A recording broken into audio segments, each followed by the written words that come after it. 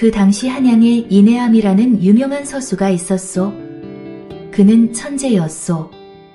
세상에 존재하는 모든 서체를 익혀 능수능란하게 썼을 뿐만 아니라 한 번 본 필체는 잊지 않고 기억하는 특출한 재능이 있었소.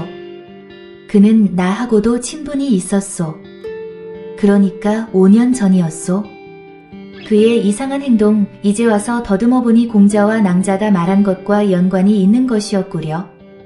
노형, 그게 무엇이었습니까? 어느 날 나는 평소와 같이 한성부관아 앞에 있는 내 전포에서 한성부에 제출할 민장을 작성하고 있었소. 그때 그가 축 처진 모습으로 전포 안으로 들어왔소. 전포에 앉아 한참 말이 없던 그가 힘없이 얘기를 시작했소. 이보게, 난 한양을 떠나네. 왜 그러는가? 무슨 일이 있었나? 자네만 알고 있게. 내가 누구인지 모르는 자에게 끌려가 서찰을 위조해 주었네. 그것도 아주 중요한 서찰을 말이네. 그 자는 그 대가로 거금을 주면서 한양에서 300리 밖에 가서 살아야 한다고 했네. 만약 그 이내의 곳에서 발견되는 날에는 쥐도 새도 모르게 죽을 것이라고 했네. 서찰 위조를 시키신 분은 이 나라의 고관이시며 그 세력이 안 미치는 곳이 없는 분이라고 으름장을 놓았네. 서찰 위조의 내용에 미루어 볼 때 그 말은 정말인 것 같았네. 내 살려면 당장 내일 떠나야 하네. 이제 자네하고도 술 한 잔 먹을 수 없게 되었네. 서찰의 내용이 무엇이었나? 그건 밝힐 수 없네. 내 목이 달아나는 일일세.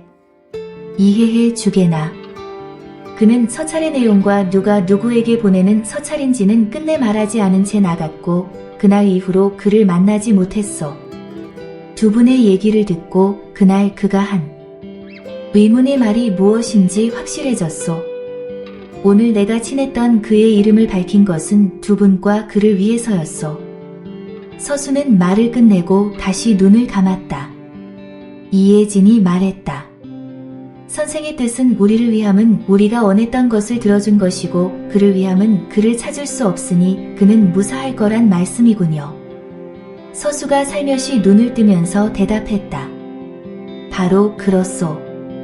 무어라 감사의 말을 해야 할지 모르겠네요. 이 은혜 잊지 않을 거예요. 인해함을 찾는 일은 우리가 해야 할 몫이고요. 노형, 정말 감사합니다. 천만의 말씀이요. 이제 그만 우리들은 가볼게요. 보증하세요. 서수와 작별하고 살인문을 나서며 이혜진은 서무에게 말했다. 사제, 우리 또 강호 유람하지 않을래요? 사저, 둘만의 강호 유람 마다할 서무가 아니오.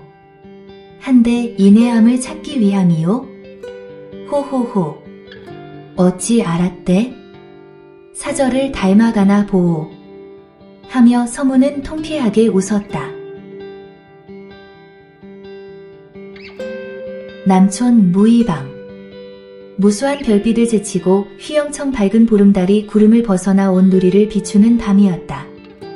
무의방 중앙건물 지붕에 남녀 두 명이 소리 없이 날아와 내렸다. 임금과 이해나였다. 임금은 이금천이 보여준 초대장에서 무의방의 위치를 기억해 두었었다. 임금은 대청 지붕의 기와장 한 개를 살짝 뜯어 밑을 내려다보았다. 대청에는 3명이 앉아 얘기를 하고 있는 중이었다. 과연 임금의 예상대로 중앙좌석에 앉아있는 사람은 문희련이었다. 문희련이 실질적인 무의방 방주임은 자명했다. 좌우 좌석에는 전 천지문 좌우호법이자 현 무의방 방주와 부방주인 최찬과 김술이 앉아 있었다. 최찬이 말했다. 문주님, 이번 우리 방의 창건을 호의적으로 보지 않는 문파에 대해 어떻게 대처하실 요령이십니까? 무의방의 뿌리가 천지문이니 비우호적인 문파가 있으리란 것은 쉽게 예상할 수 있는 일이야. 내가 굳이 무의방 창설식을 개최하는 데는 3가지 의도가 있어서야. 김술이 물었다. 3가지라 하심은? 첫 번째는 무의방이 정파임을 선언하는 데 있어. 이미 초대장에도 기재했지만 이를 다시 한번 천하문파에 알리기 위함이지. 무이방은 천지문과는 절연하여 거듭나려 한다는 점을 적극적으로 부각시켜야 해. 이 점 명심하도록 해. 명심하겠습니다.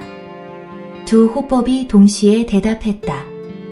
두 번째는 이번 창설식에 오는 대소문파 중 동조파, 방관파, 비동조파를 가리는 데 있다. 비동조파에 의해 잠시 소동이 벌어지겠지만 어떤 일이 있어도 의연히 대처해야 해. 창설식이 끝난 후 은연중에 그들을 압박하면 돼. 세 번째는 무엇입니까? 세 번째는 우리 천지문을 멸문지화로 만든 자들이 창설식에 참석하게 하는 데 있다. 이것이 이번 무이방 창설식을 개최한 가장 중요한 목적이기도 하지. 초대장도 보내지 않았는데 그들이 어떻게 알고 오겠습니까? 아니야. 그들이 강호인이라면 대소문파에 보낸 초대장에 대해 그들도 분명히 알고 있을 게야. 원래 강호의 일이란 순식간에 퍼지기 마련이지. 그들은 내가 무이방을 마쿠에서 이끌고 있다고 생각할 것이고 하여 지난번 나를 놓쳤기 때문에 어떻게 해서든지 나를 끌어들이려 할 것이야. 그렇다면 어떻게 대처해야 합니까? 만약 그들이 온다면 지난번 굴욕을 반드시 갚아야 한다. 그러나 그들은 하나같이 모두 고수가 아닙니까? 쉽지만은 않을 텐데요. 함정을 파야 한다. 우리가 피 한 방울 흘리지 않고 그들을 제거할 기막힌 함정을 말이야. 함정이라 하셨습니까? 그래, 일종의 기관이라 할 수 있지. 내 생각해둔 바가 있으니 확정되면 알려주겠다. 방주와 부방주는 제자들과 함께 창설식이 차질 없이 진행되도록 만전을 기하도록 해. 명심하겠습니다. 문주님. 최찬과 김술이 넓은 대청을 나가고 난 후 문희련은 대청 뒤쪽으로 걸어갔다. 대청 뒤쪽 벽에는 커다란 세 개의 둥근 원 안에 각각 다른 그림이 그려져 있었다. 그림을 유심히 쳐다보던 문희련이 중앙 그림 속에 있는 여인의 눈동자를 손가락으로 누르니 둥근 원이 반바퀴를 돌아 멈추었다. 문희련이 그 안으로 들어가자 다시 원은 제자리로 돌아갔다. 임금은 회심을 미소를 지으며 이에나에게 눈짓을 했다. 그들은 다시 하늘을 날아 소리 없이 사라졌다. 북촌 좌의정 시문의 저택. 개성에서의 임무를 마치고 이제 막 돌아온 군관 박한규는 부장 김동주를 찾았다.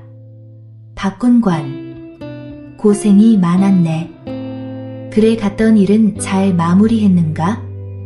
예, 부장 나리. 격리 업무를 도맡아 하던 김양로가 부정부패로 처단되어 이래 약간 차질이 생겼지만 교체된 권설이가 마침 소관과 예전부터 잘 아는 사이라 실수 없이 처리했습니다. 염려 놓으십시오. 다행일세. 엽전의 사용처가 늘어날수록 좋은 일일세. 그만 가서 며칠 쉬도록 하게. 예, 그런데 부장 나리. 뭔가? 할 말이 남았는가? 소관이 개성부 관하에서 공주마마를 보았습니다. 뭐야? 공주마마를 보았어?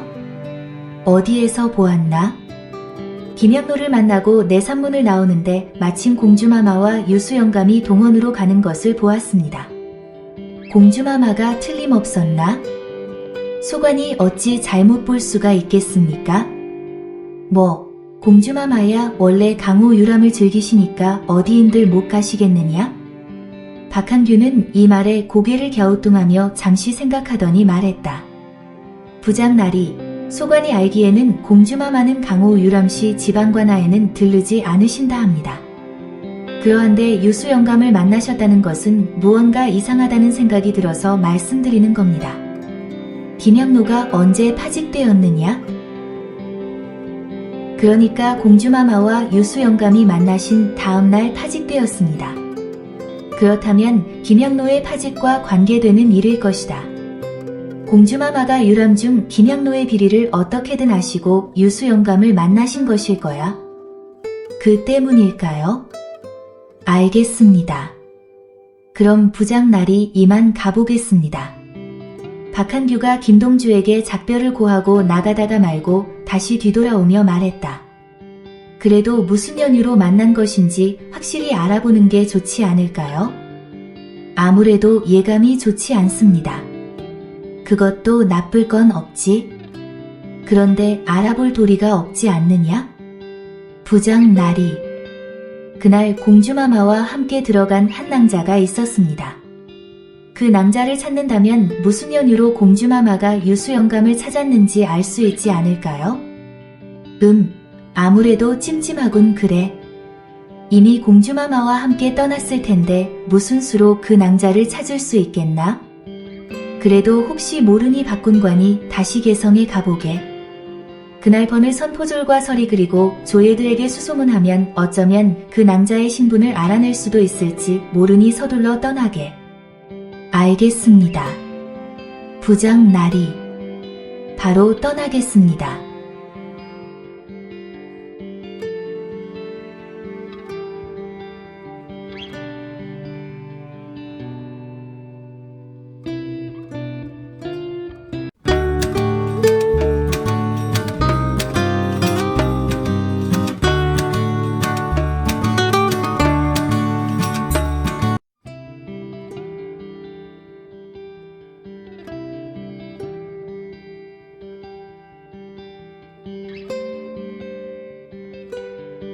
희정당. 임금은 서한 위에 수북이 쌓여있는 문서에 수결을 하고 있었지만 그저 건성이었고 머릿속은 온통 무의방 생각뿐이었다. 무의방을 어떻게 처리해야 좋을지 묘안이 떠오르지 않았다. 무의방 창설식은 바로 내일이었다. 이때 진일상궁이 여쭙는 소리가 들렸다. 전하, 의명공주 들었사옵니다. 의명이? 어서 들라 해라. 임금의 말이 떨어지기도 전에 이혜진은 벌써 들어와 있었다. 전하, 문후 여쭙겠사옵니다. 그래, 의명. 아침 일찍부터 무슨 일이야? 오늘 평양부로 가기 전에 작별 인사를 드리러 왔사옵니다. 평양에? 무슨 일로 가는 게야? 아직은 전하께 말씀드릴 수 없음을 해량해 주시옵소서. 그치만 소녀에게는 아주 중요한 일이 옵니다. 나중에 일이 마무리되면 꼭 전하께 말씀드려야 할 사안이기도 하옵고요. 그런가? 알았노라. 그보다도 의명. 이혜진을 쳐다보며 임금이 무슨 말을 하려다 입을 다물었다. 전하, 무의방 때문에 그러시나요? 이런 녀석하곤. 무의방 창설식은 어찌 않게야? 전하, 소녀도 강호이님을 잊으신 건 아니겠죠? 이번에 문희련이 무의방 창건을 공공연히 선언한 데는 3가지 목적이 숨겨져 있어요. 그래? 그건 과인도 들어서 알아. 지난번 무의방 대청 지붕에서 그들이 나누었던 말을 들었어. 전하, 아시면서 고심은 웬 고심일까요? 이번엔 반드시 문희련을 잡아야 해. 그날 문희련의 비밀방이 대청의 벽 뒤에 있다는 것도 알아두었으므로 전략만 잘 짜면 실패하는 일은 없을 것이야. 전하, 내일의 창설식은 강호인의 축제로 그냥 놔두심이 옳을 듯해요. 그건 안 될 말이야. 다 잡은 고기를 놔주란 거야? 아이, 전하. 그러니까 소녀가 하고 싶은 말은 이래요. 내일 창설식에서 무의방을 곱게 보지 않는 문파에 의해 작은 소라는 일거예요. 그러나 무의방은 정파를 표방하였기에 무의방을 몰아세우려는 문파들에게 굽히는 척하며 그들에게 기회를 달라고 할 테고요. 잠깐 동안의 소동은 있겠지만 곧 무마될 거예요. 강호란 원래 그래요. 그러면 남는 것은 단 하나예요. 무의방은 전하의 출연을 합수고대하고 있어요. 지난번 굴욕을 갚으려고 혈안이 되어 있을 테니까요. 전하가 대소문파와 연합하여 그들을 공격한다면 승산이 없음에도 창설식을 감행하는 데는 그만한 이유가 있는 거려. 그 이유가 뭐야? 함정이에요. 임금은 이혜진의 함정이라는 말에 속으로 적잖게 놀랐다. 문희련도 그날 함정이라는 말을 했었다. 어떻게 함정을 판다는 것인지 임금은 전혀 감이 오지 않았지만 이혜진은 거침없이 말하고 있는 것이었다. 함정? 무슨 함정을 말함이야? 전하의 출현으로 싸움이 일어나면 그들은 전하를 창설식이 열리는 중앙뜰에서 대청마루 한복판으로 전하를 유인할 거예요. 그렇잖아도 대청의 비밀방으로 들어가 문희련을 상대하겠다는 일념으로 전하는 그들을 따라 대청으로 진입하시겠죠. 거기서 문제가 발생하게 돼요. 문제라니? 그곳에 함정을 파놓았다는 게야? 그래요. 소녀가 강호를 유람할 때 기관의 장인의 생명을 구해준 적이 있어요. 그의 이름은 외자로서 일양이라고 하는데 그가 만들지 못하는 기관은 없을 정도로 기관의 설치에는 신묘한 기술을 가지고 있었어요. 며칠 전 소녀가 무의방을 사전답사하던 차에 김술과 함께 무의방으로 들어가는 그를 목격했어요. 그 순간 소녀는 대청마루에 기관을 설치하여 전하를 기다리겠다는 문희련의 계획을 꿰뚫어 보았고요. 이래도 가시려나요? 이혜진의 말을 듣고 임금은 의명의 총명함에 또 한 번 마음속으로 감탄했다. 의명이 있어 과인이 있도다. 허허허. 의명의 강호 유람덕택에 과인이 많은 도움을 받게 되는군. 전하. 문희련의 처리엔 그리 조급해 하시지 않아도 되어요. 어차피 그의 본거지를 알았고 비밀방의 위치까지 알고 있으시니 그래요. 소녀가 불원간 일양을 만나 부탁할 거예요. 기관의 장치가 작동하지 못하도록 말이에요. 아셨죠? 알았느니. 여동생이 아니었다면 과인이 의명에게 반해도 여러 번 반했을 거야. 귀여워 죽겠도다. 하하하. 아이, 전하. 그런 말을 예나에게나 하시옵소서. 뭐라? 예나에게? 하하하. 둘 다 과인에겐 과분해. 의명평양에 무사히 갔다 오도록 해. 전하. 한 가지 청이 있사온데 들어주실래요? 청이라 말해보아. 이번 평양길에 예나를 데려갈까 하나이다. 윤허해주세요. 예나를? 그걸 왜 과인한테 청하는 게야? 데려가면 될 일이지. 에이, 전하. 혹시 찾아가서 없다면 얼마나 서운하시겠어요? 여서. 별말을 다 하는군. 괜찮아. 만날 날은 앞으로도 많아. 데리고 갔다 와. 이번 기회에 강호의 견문도 넓히고 아름다운 자연경관도 대하게 된다면 그동안 쌓인 우울하고 답답했던 마음이 상큼하게 치유될 수 있을 것이야. 과인도 바라는 일이었는데 의명이 해주니 고마울 따름이지. 전하. 알겠사옵니다. 강령하세요. 소녀, 이만 물러가옵니다. 이혜진은 궁을 나와 선무관으로의 길을 재촉했다. 서무와 이혜나와 함께 평양으로 갈 작정이었다. 이혜진이 평양을 목적지로 정한 데는 그만한 이유가 있었다. 서수의 말로는 인해암은 한양에서 300리 떨어진 곳으로 가야 했다.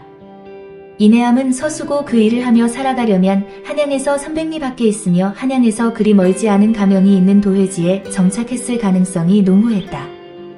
그 조건에 맞는 도회는 충청도 가명이 있는 공주, 황해도 가명이 있는 해주, 평안도 가명이 있는 평양 세 곳뿐이었다. 이 중 이혜진은 인해암이 인구가 한양 다음으로 많은 대도회로 송사를 비롯한 각종 잡사가 공주와 해주보다는 월등히 많이 있는 평양을 선택했을 것으로 판단했다. 선무관은 중앙본청 앞 넓은 뜰에서 모든 제자들이 무공연마에 열중하고 있었다. 이혜진은 그들을 지나쳐 본청 옆 별관으로 향했다. 별관엔 서무와 이혜나가 거처하고 있었다. 별관이 있는 서무가 머무는 방으로 가고 있던 이혜진 앞에 어디서 나타났는지 이혜나가 방긋이 웃으며 말했다. 언니, 여긴 웬일이래요? 아, 예나. 사제를 보려고. 사제? 언니 사제가 이곳에 있나요? 응, 서모 공자가 내 사제야. 서 공자가 언니 사제예요? 왜 진즉에 말해주지 않았죠? 그러고 보니 말할 기회가 없었네. 난 그저 선무관의 문계기련이 하고 딱 한 번 인사만 했을 뿐이에요. 지금 정식으로 소개시켜 줄래요? 그럴까? 그럼 따라와. 이혜진은 그렇게 말하고 서무의 방으로 가서 문을 두드렸다. 들어오시오. 라는 서무의 말이 채 끝나기도 전에 이혜진은 방 안으로 들어왔다. 사제. 잘 지내고 있었나요? 사저. 연통도 없이 웬일이오? 아. 이 낭자도 오셨군요. 어서 와요. 사제. 우선 둘을 정식으로 소개할게요. 이해나 낭자는 나와는 의자매이며 화엄사 일연선사의 유일한 제자예요. 서무공자는 선운문 제2대 제자이며 내 사제예요. 이해나가 먼저 입을 열었다. 서공자, 그러시군요. 언니의 사제면 의매인 나에게도 사제가 되는군요. 안 그래요? 사제. 하며 이해나가 뭐가 좋은지 깔깔깔 웃었다. 서무가 개면쩍게 대답했다. 강호의 도리로 보면 그래야겠군요. 이혜진이 빙그레 웃으며 말했다. 사제. 이렇게 예쁜 사저가 생김을 감축해요. 서무, 둘째 사저를 만나 뵙니다. 이러지 말아요. 그냥 해본 소리라고요. 사저라니 언감생심이에요. 둘째 사저. 강호에선 학렬과 배분이 중요하다 들었어요. 강호인이고 사저의 의매인이 당연해요. 이해나가 미간을 찡그리며 잠시 생각하더니 결심한 듯 입을 열었다. 좋아요. 사제. 받아들일게요. 나에게도 사제가 있다니 하늘을 날아갈 듯 기뻐요.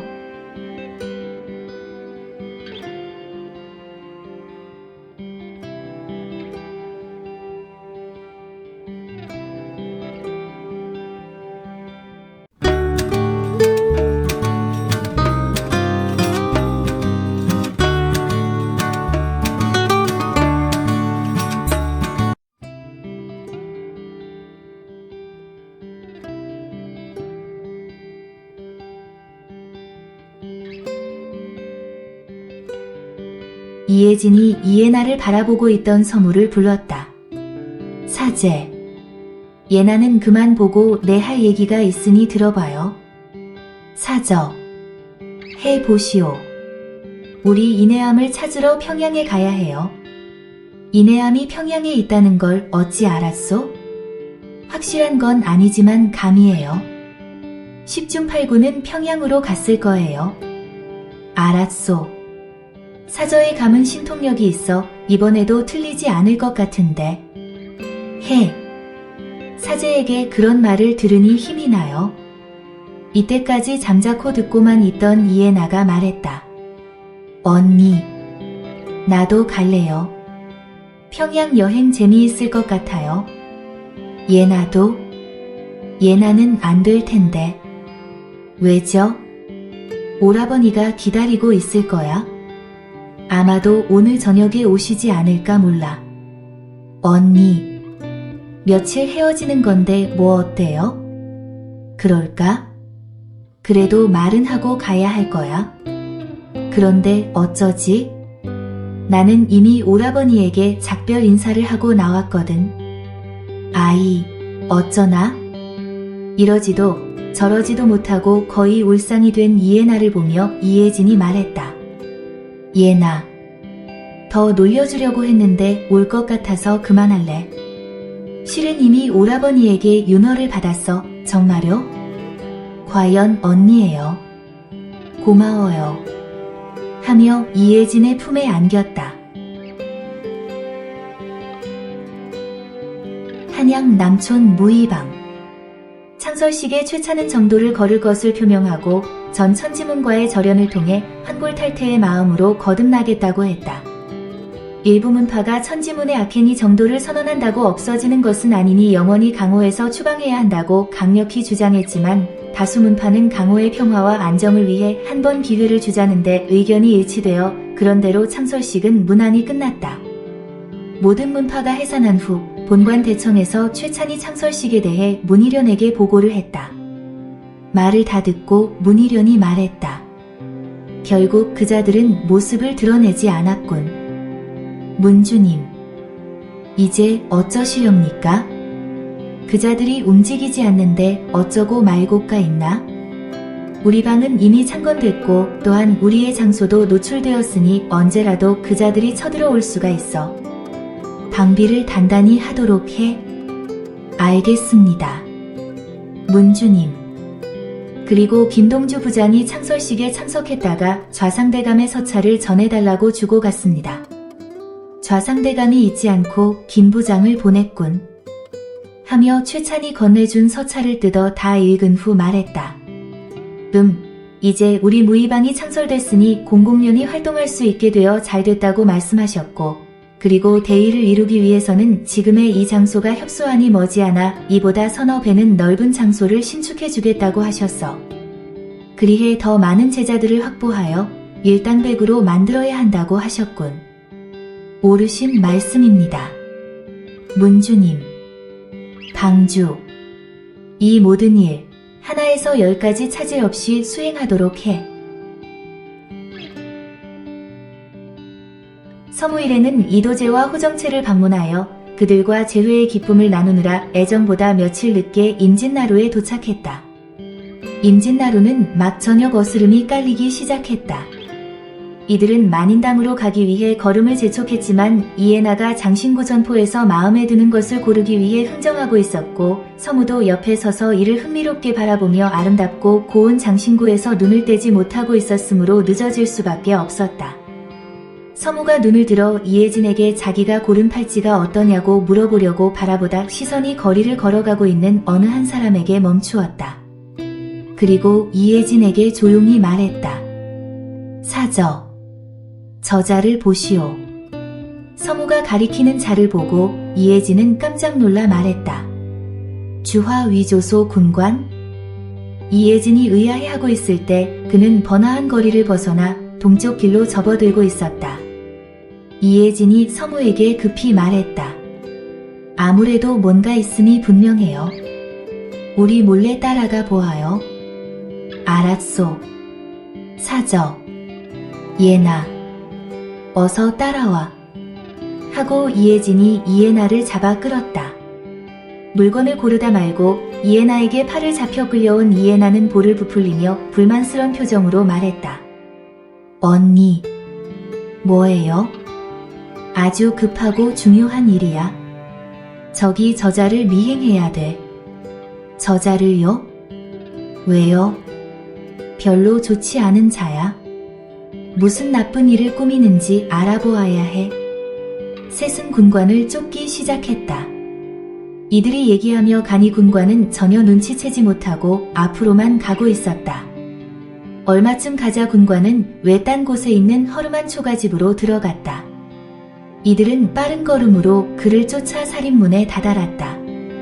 이혜진은 살인문 앞에 떨어져 있는 옥패를 발견하고 이를 집어들었다. 이혜진은 놀랐다. 이 옥패는 이혜진이 개성을 떠나던 날 송미령에게 준 자신의 신표였다. 이혜진의 가슴이 마구 뛰었다. 송미령에게 무슨 일이 생긴 것이 틀림없었다. 살인문 앞에 떨어져 있었으니 초가집 안에 송미령이 있는 게 분명했다. 이혜진은 아무리 생각해도 이해가 되질 않았다. 옥패가 떨어져 있는 걸로 보아 강제로 끌려왔을 것이다. 그런데 왜? 무엇 때문에 군관은 송미령을 납치한 것일까? 그러나 이혜진은 곧 생각을 접었다. 지금 그런 것을 곰곰이 따질 때가 아니었기 때문이다. 이혜진은 이에나에게 말했다. 예나, 이 옥패는 내가 의자매인 송미령에게 준 것인데 여기에 떨어져 있는 걸로 보아 이 집으로 납치된 게 분명해. 나와 사제가 안으로 들어가 영매를 구해낼 테니 예나는 밖에 있다. 도망가는 자를 잡도록 해. 무슨 일이 있어도 잡아야 해. 알았지? 예. 알았어요. 언니, 어서 들어가 보아요. 이혜진은 서무와 함께 뜰을 지나 사랑채로 갔다. 사랑채 안에서는 군관의 말소리가 들려왔다. 송 의원, 자, 이제 생각할 시간도 넉넉히 주었으니 생사의 갈림길에서 현명한 판단을 하여라. 다시 한번 묻겠다. 그날 공주와 유수가 무슨 말을 나누었는가? 몇 번을 말해도 내 대답은 똑같다. 김양로 서리의 비리에 대해서 말을 나누었을 뿐이다. 송의원. 김서리의 비리 문제로 이 나라의 공주가 한양에서 개성까지 먼 길을 오셨을 리가 없자는가? 어서 불어라. 내 목숨이 두 개가 아닌 이상 오늘을 장담할 수 없느니라. 마음대로 하여라. 이제까지 의원으로서 인격적으로 대해주었지만 계속 고집을 부린다면 살아도 살지 않은 것만도 못하게 만들어주지. 우선 내 눈 하나를 뽑아 버릴 것이야. 마지막 경고니라. 둘의 대화를 듣고 있던 이혜진은 저 군관이 청년 스님을 겁박하여 서찰을 바꿔치게 한 자일지도 모른다는 생각이 들었다. 그리고 틀림없이 자기를 알고 있다고 확신했다. 개성부에서 자기를 보았기에 함께 있었던 송미령에게 캐묻기 위해 납치한 것이었다. 생각을 정리한 이혜진은 군관이 자기를 알고 있기에 서무에게 속삭였다. 사제, 안으로 들어가 영매를 구해요. 나는 밖에 있을게요.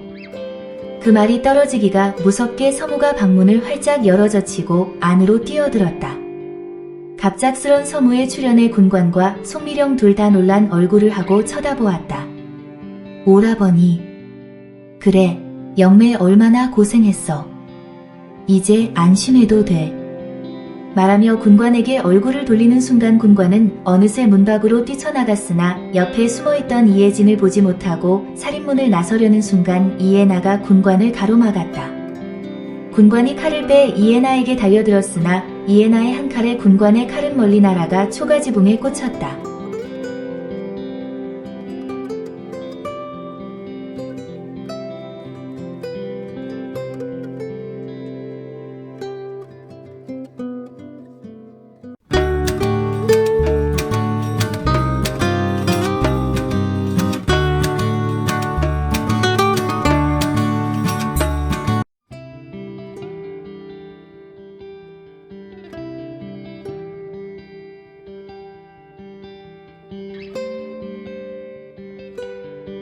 이 순간 군관은 품에서 작은 주머니를 꺼내 이혜나를 향해 흰 가루를 뿌렸다.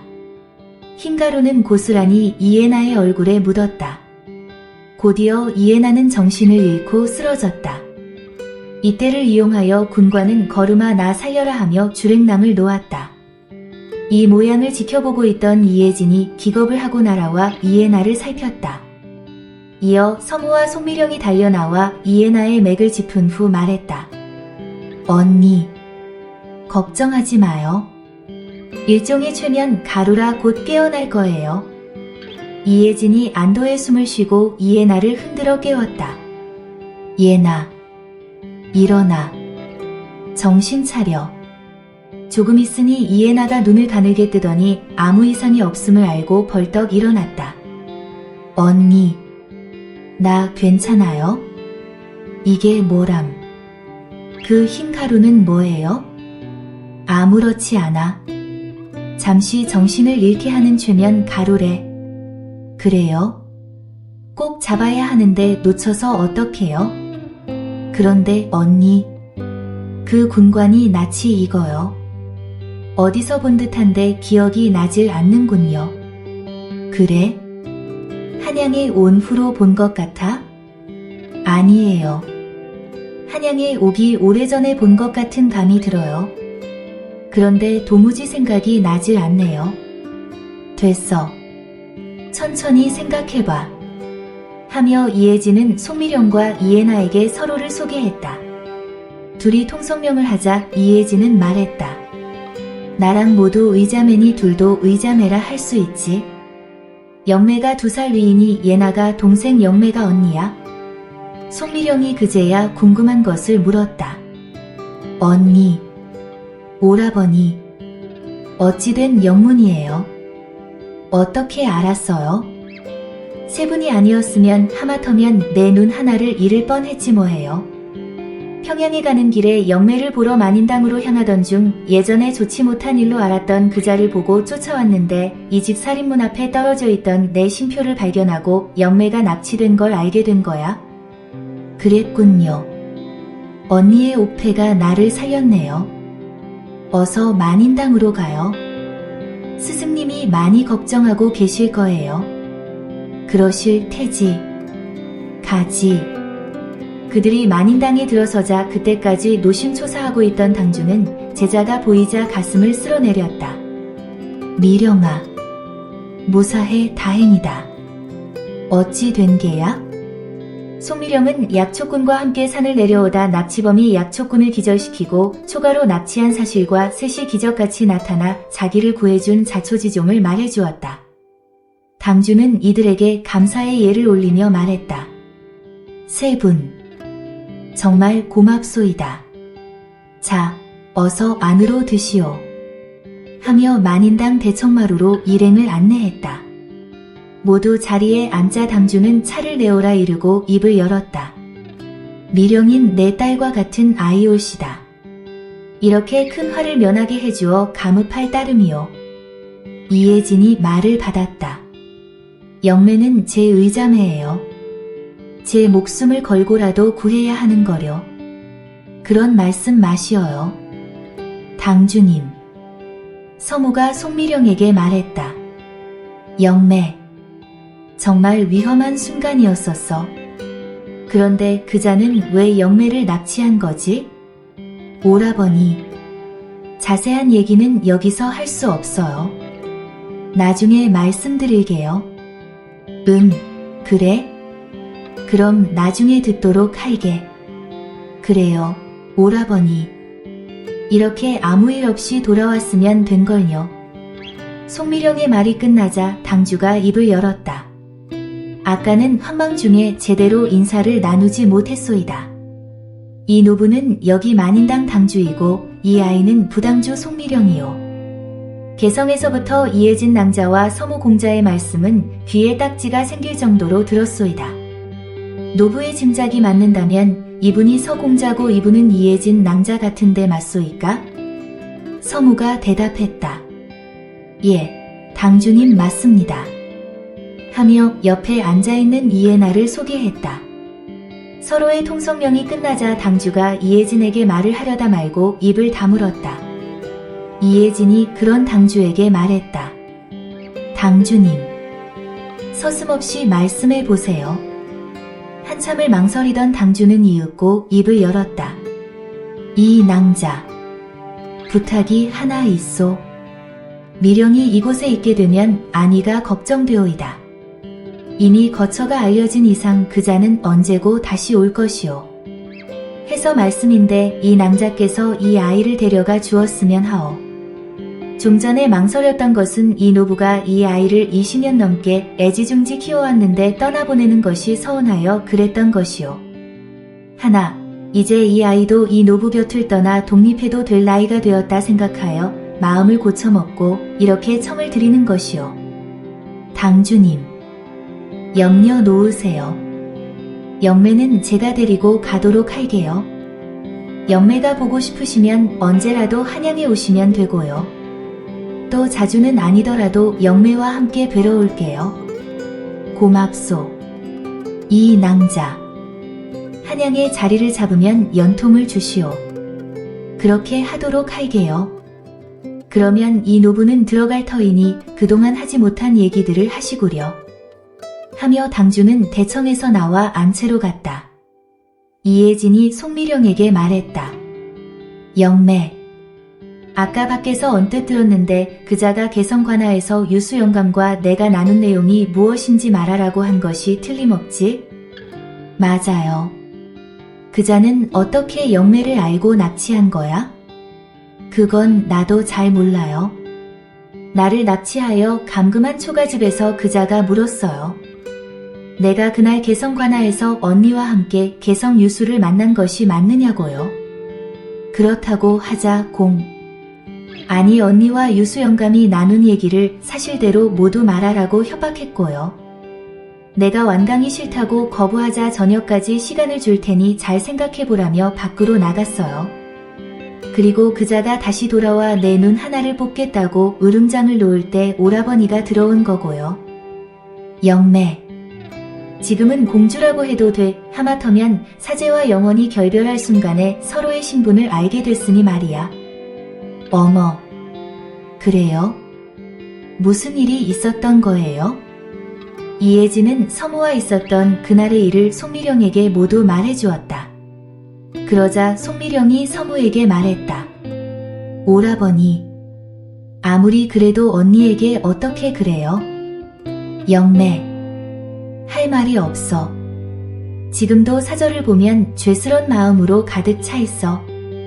이 말을 처음 듣는 이해나가 이혜진과 서무를 쳐다보며 말했다. 사제, 너무했어요.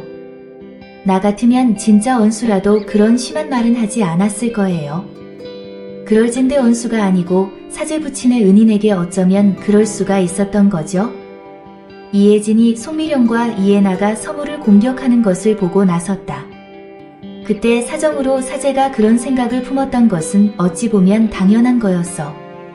이 말에 송미령과 이해나가 동시에 말했다. 언니는 감쌀 걸 감싸야죠. 이혜진이 살며시 웃으며 입을 열었다. 좀 전의 얘기 계속해 볼게. 내 짐작이 틀림없다면 그자는 개성관하에서 우리가 관하 동원으로 들어가는 것을 보았음이 분명해. 그리고 그자는 내 신분을 알고 있었어. 그래서 내가 유수 영감과 나눈 얘기가 무엇인지 그자에게는 중요한 거였겠지. 개성관하 포졸과 서리, 조예 등에게 영매에 대해서 알아보았을 거야. 그리고 영매의 신분을 알고 얘까지 와서 납치한 거였고. 어쩜, 언니. 맞아요. 10중 8구는 그랬을 거예요. 영매, 우리는 내일 평양으로 가야 해. 알았어요. 준비할게요.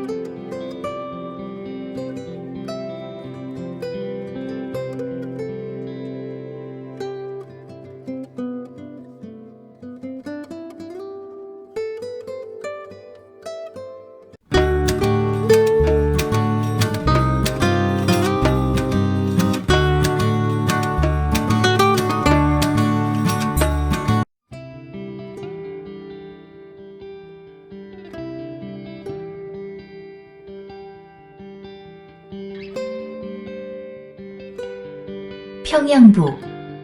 평안도의 중심 도시이자 한성부 다음으로 컸던 제2의 도시였다.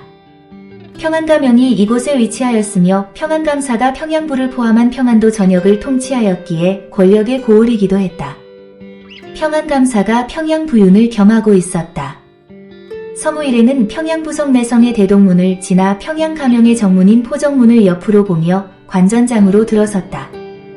관전장에는 시전이 즐비하게 들어서 있었고 쌀, 콩, 보리 등의 곡물류, 비단, 면포, 저포 등의 옷감류, 사기, 옹기, 유기 등의 그릇류, 각종 잡화류와 종이, 땔감 등이 쌓여 성황을 이루고 있었다. 역시나 한양의 온종가와 마찬가지로 많은 사람들로 붐볐다. 이들은 처음 와보는 평양의 거리를 신기한 듯 이리저리 구경하면서 느긋하게 걸었다. 일단 인해암을 찾는 데는 많은 시일이 소요될 것을 예상했기 때문에 평양에서 가장 큰 객주를 찾아 들어갔다. 객주에 짐을 풀고 이혜진이 모두에게 말했다. 사제, 그리고 영매, 예나. 먼 길 오느라 피곤하니 오늘 하루는 푹 쉬고 내일부터 본격적으로 인해암을 찾아보도록 해요. 그동안의 피로가 일순간 사라지는 곳으로 안내할게요. 송미령이 말을 받았다. 예. 좋아요. 어디로 갈 거예요? 이해나도 얼굴을 활짝 펴며 말했다. 언니. 줄곧 따라만 오느라고 제대로 놀지도 못했는데 나도 좋아요. 이제 어디든지 가서 즐겨봐요. 서무가 끼어들었다. 사저. 평양도 왔었소? 지난 5년간 도회지는 거의 다 가보았으니까 평양이라고 예의일까요? 넷은 객주를 빠져나와 다시 대동문을 지나 제송정에서 차 한 잔을 음미하며 유유히 흐르는 대동강을 바라보았다. 이 제송정에서 아름다운 대동강을 바라보며 차 한 잔의 여유를 만끽하니 속이 다 후련하오. 아니 그러하오? 세 분 낭자. 그래요. 잠시 모든 것을 잊고 이 멋있는 경치에 빠져드니 더 할 나위 없이 좋아요. 송미령이 서무를 보며 말했다. 이 말에 이혜진이 웃으며 화답했다. 아직 감탄하기에는 일러. 이곳보다 훨씬 더 근사한 곳이 있거든. 그래요? 그래도 이곳도 맘껏 소리 지르고 싶은 충동이 일 정도로 너무 좋아요. 이해나가 진짜 소리를 지를 듯 두 손을 입가에 가져다 댔지만 정작 소리는 나오지 않았다. 이들은 일어나 강가로 내려갔다. 배를 타고 강물을 거슬러 가서 부병루에 올라갈 예정이었다. 나룻배를 구해 뱃사공에게 뱃삭슬 두둑이 주고 넷은 배에 올랐다. 배가 막 떠나려 할 즈음 청이에 갓을 쓴 선비가 어디서 나타났는지도 모르게 배에 뛰어들어 바닥에 엎드렸다. 넷은 무슨 영문인지 몰라 그를 빤히 쳐다보았다. 서무가 물었다. 이보시오. 이 무슨 일이오? 잠시만 모른 척 해주실 수 없소이까? 어찌 그러시오? 쫓기고 있소이다. 허. 쫓기고 있다니 좋게 받아들일 수는 없는 것 같소? 아니요. 살인범에게 쫓기고 있소이다. 이 위기만 벗어나면 솔직히 말씀드리리다. 서무가 어떻게 하면 좋은지 몰라 이혜진을 바라보았다. 이혜진이 미간을 찡그리며 잠시 생각에 잠겼다. 이러는 사이 배는 강물을 거슬러 힘차게 올라가고 있었다.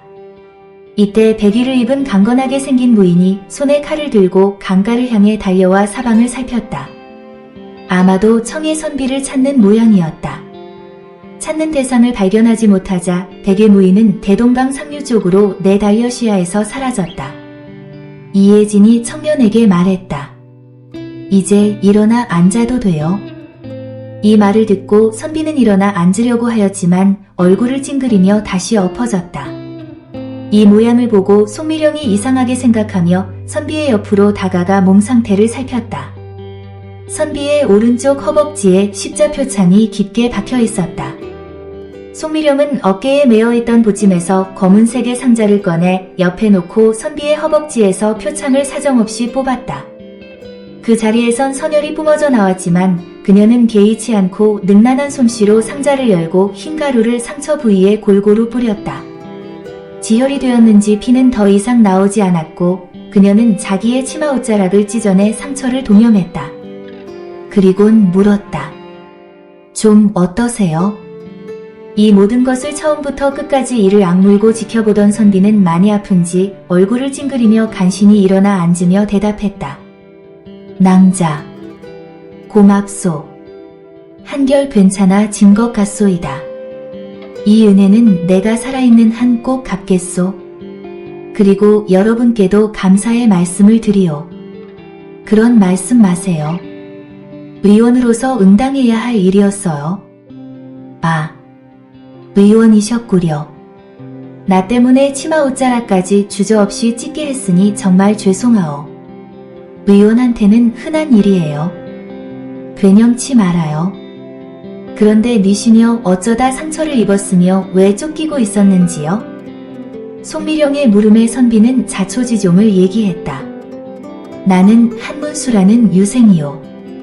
한문수라는 이름을 듣자 이혜진의 눈빛이 빛났으나 이내 사라졌다. 한문수는 말을 계속했다. 며칠 전 평양부 판관으로 있는 친구로부터 우연히 2년 전에 일어난 사건을 듣게 되었소. 평양부 인흥부에서 안씨 집안에 가 시집온 세댁민 씨가 갑자기 죽은 채로 발견되었소. 그러함에도 안씨 집안에서는 민 씨가 뚜렷한 이유 없이 죽었음에도 관아에 신고조차 하지 않고 서둘러 장례를 치렀소이다. 이 사실을 알게 된 민 씨의 친정에서 인흥부에 신고를 하였소. 초검을 한 이는 부사는 검시를 했으나 목 주위에 칼에 찔린 자국이 총 3곳이고 목을 맨 자국이 있는 걸로 보아 타살인가도 싶었지만 시신의 방어흔이 없고 자세가 자살 상태였기 때문에 자살로 판정했소. 복검을 시행한 의훈부사 역시 밝혀낸 것이 없이 평양부윤에게 그대로 자살로 보고했소이다. 평양부윤도 초검과 복검의 보고서를 그대로 믿은 채 자살했다고 판단을 내렸소. 그리고 사건은 종결되어 오늘에 이르렀다고 하였소. 한문수는 말하기가 힘든지 몇 번 기침을 하고는 잠시 침묵했다. 그리고 다시 입을 열었다. 친구의 말을 듣고 난 이 사건에 이상한 점이 있다는 것을 알았소. 해서 사사로이 이 사건에 대해 조사를 했소.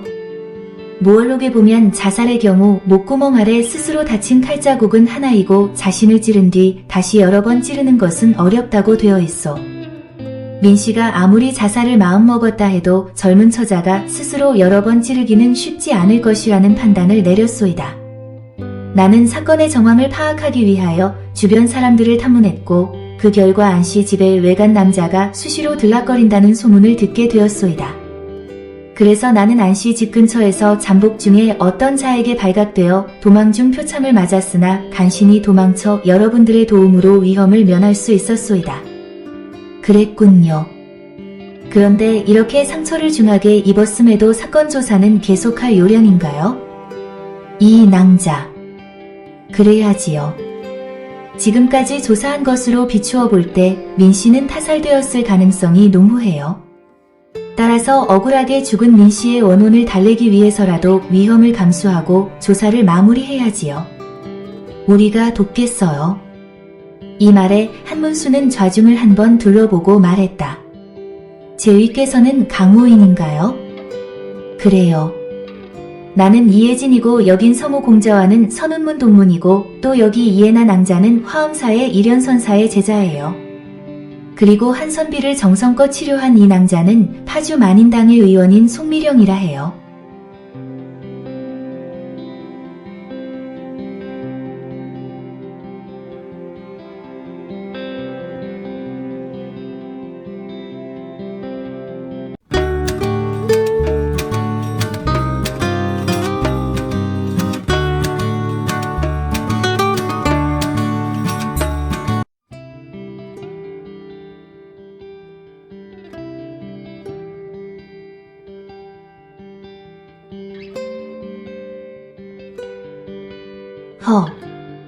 이거 쟁쟁한 분들을 알게 되어 영광입니다.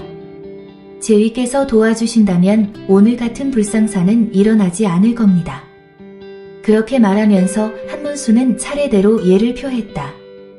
특히 송미령을 바라보는 눈길은 연모로 가득 차 있었지만 이혜진을 제외하곤 아무도 몰랐다. 이러는 사이 배는 어느새 부병로 아래에 선착했다. 이들은 배에서 내리며 서무가 한문수에게 권했다. 한형, 우리와 함께 부병루에 올라 술 한잔함이 어떠하오? 서형, 바라던 바올시다. 그런데 여기 낭자분들의 의향이 어떠실지 모르겠소. 난 괜찮아요. 이해나가 말하자 바로 송미령도 따라 입을 열었다. 나도요. 그런데 그 상처를 입고 올라갈 수 있을지 의문이어요. 또한 상처에 술은 안 좋아요. 그러자 한문수는 호방하게 웃어젖히며 말했다. 아무려면 어떻소? 이렇게 좋은 분들과 만난 것도 인연인데 경관 좋다는 부병루에서 술 한잔 하지 않는 데서야 되겠소? 이 정도 상처야 견딜만하고 또한 든든한 송의원이 곁에 있는데 무슨 문제가 되겠소? 이들은 부병루에 올랐다. 과연 부병루의 경치는 천하일품이었다. 대동강 물결은 흰 비단같이 너울거렸고 청류벽 능라도 비슬게 휘늘어진 수양버들이 대동강에 드리워져 한 폭의 그림처럼 펼쳐져 있었다. 이렇게 탁 트이고 극도로 청아하고 고요한 경치 속에 있을 때 인간은 그 신비로운 아름다움으로 인해 벅찬 기쁨을 느끼게 되어 있었다. 저 멀리 꽃다운 풀과 금수산의 봄꽃은 서로 질세라 봄빛을 자랑하고 있었다. 영원한 시간으로 이어지는 듯한 자연의 거대한 아름다움 속에 묻혀 이들은 술을 마시며 시간 가는 줄 모르게 이야기꽃을 피워나갔다. 한문수가 서무에게 물었다. 서형, 여기 이 낭자와는 동문이라 하였는데 서열이 어떻게 되시오? 이 낭자가 나보다 5년 먼저 입문하여 사저올시다. 이 낭자가 상당히 일찍 입문하였군요. 그렇소. 한문수가 이번에는 이에나에게 물었다. 이 낭자. 화엄사는 예서 꽤 먼 곳인데 어떻게 이분들을 알게 되었소? 선친의 복수를 위해 한양에 왔다가 언니를 만나게 되었네요. 아, 그렇군요. 그래서 복수는 하셨나요? 원수가 이미 죽었으니 복수를 한 것이나 매 한 가지예요.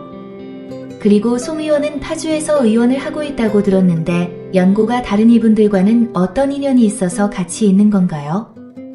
언니가 중독되어 우리 만인당에서 치료해 준 것이 인연이 되었어요. 모두 사연이 있군요. 한데 무슨 일로 평양에 오신 것이요? 서무가 대답했다. 사람을 찾는 것이 목적이나 뭐 별로 급한 일은 아니라 유유자적하게 경치도 구경하고 지방 풍물도 접할 겸해서 같이 오게 되었소. 그런데 한영은 원래 평양 출신이요? 아니요. 원래 고향은 경기도 연서역이고 지금 사는 곳은 한양이요. 그러시오. 그럼 평양엔 무슨 일로 오신 것이요? 잠시 짬을 내어 평양부 판관인 친구의 늦깎이 장가를 보러 왔소. 그럼 한영은 혼례를 치렀소? 이 말에 한문수는 호방하게 웃고는 대답했다. 웬걸요. 나 같은 비난한 선비에게 시집올 아녀자가 없어 아직 혼자이요. 자, 이제 서로에 대해 웬만큼 알았으니 통쾌하게 마셔봅시다. 그러면서 잔에 술을 가득 채워 송미령에게 건네주면서 말했다. 송 의원, 오늘 나를 치료해준 감사의 표시로 한 잔 올리니 받아주시오. 주는 잔은 고맙게 받겠어요. 그러나 치료에 대한 보답은 아니에요.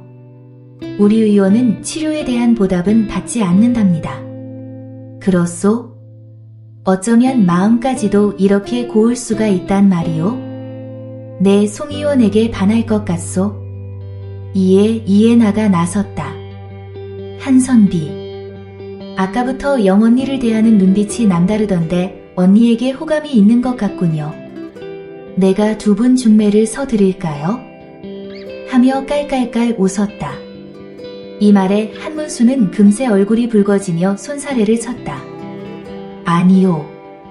언감생심이요. 이렇게 아름다우신데 이미 정인이 있겠지요. 그러자 송미령이 불쑥 입을 열었다. 한선비. 맞아요. 나는 이미 마음에 두고 있는 분이 있어요. 네, 그럴 줄 알았소. 마음에 두지 마시오. 라고 말하는 한문수의 얼굴에 실망이 빛이 역력했지만 곧 얼굴빛을 바로 하고 말했다. 내 얘기 하나 하겠소? 들어보시겠소? 해보시구려. 서무가 대꾸했다. 모두의 눈이 한문수에게 쏠렸다. 한문수는 능라도 비슬게 휘늘어진 능수버들을 한참이나 응시하더니 말문을 열었다. 저 능라도 비슬게 능수버들을 보니 문득 생각나는 사람이 있어 그분의 얘기를 하려 하오. 괜찮겠소이까? 괜찮아요. 듣고 싶어요. 하고 이혜진이 응답했다. 좋소. 그분은 모나지 않으면서도 부드러워 쉽게 부러지지 않는 기상을 갖고 있는 능수버들과 같은 능수대감을 말하미요.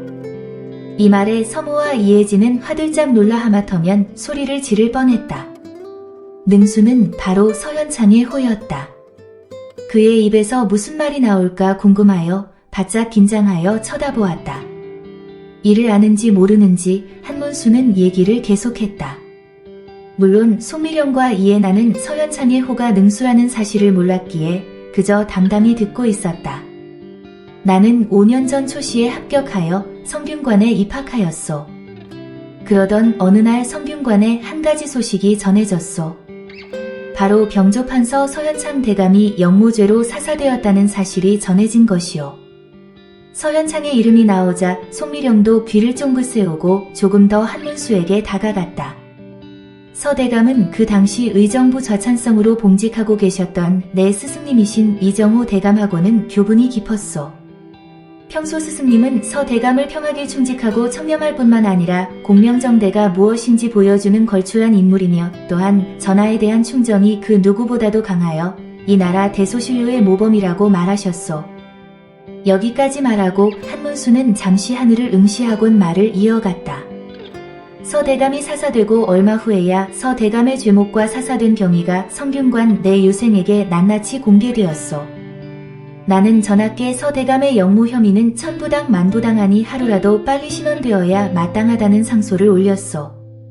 상소를 읽으신 상원 전하께서는 앞으로 서현창의 영무 사건에 대해 부당한 상소를 올리는 자는 엄하게 처벌하겠다고 선언하시었소. 이에 유생들은 상소를 올리지 못했으나 나는 이에 굴하지 않고 매일 조목조목 영무 혐의의 부당함을 적어 상소를 올렸소. 서대감의 인품과 성장 과정 그리고 거쳐간 모든 관직에서의 공정성과 청렴성을 열거한 것은 물론이요. 그러나 상소를 올린 지 10일째 되는 날 금부도사에게 추포되어 의금부 옥사에 투옥되었다가 스승님의 직을 건 구명상소에 100일 만에 석방되어 다시는 상소를 올리지 못하고 말았소. 이게 다요. 서무가 얘기를 다 듣고 눈시울을 적시며 말했다. 한형. 너무나 감동적인 이야기라 눈시울이 붉어지는 구려. 그 당시 한형 같은 의인이 있었다니 그저 경탄할 뿐이고 존경스럽소이다. 서형. 너무나 과분한 칭찬이시오. 이에 나가 한문수를 빤히 쳐다보며 말했다. 목숨을 걸고 이미 사사된 분의 신원상소를 여러 번 올릴 수 있는 사람은 세상에 몇 안 될 거예요. 그러함에도 결행했다는 것은 한 선비의 기계가 하늘을 찌르다 못해 넘쳐난다 할 수 있군요. 허. 이거 예나 낭자까지도 그러시니 몸둘 바를 모르겠소.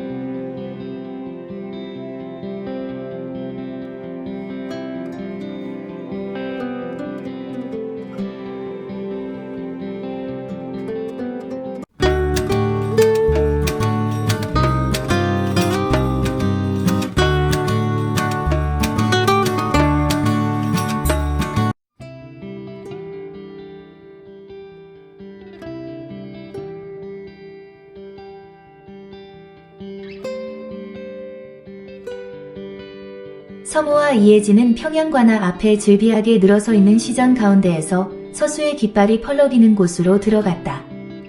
송미령과 이혜나는 평양부를 구경하고 그녀들만의 시간을 즐기기 위해 따라오지 않았다.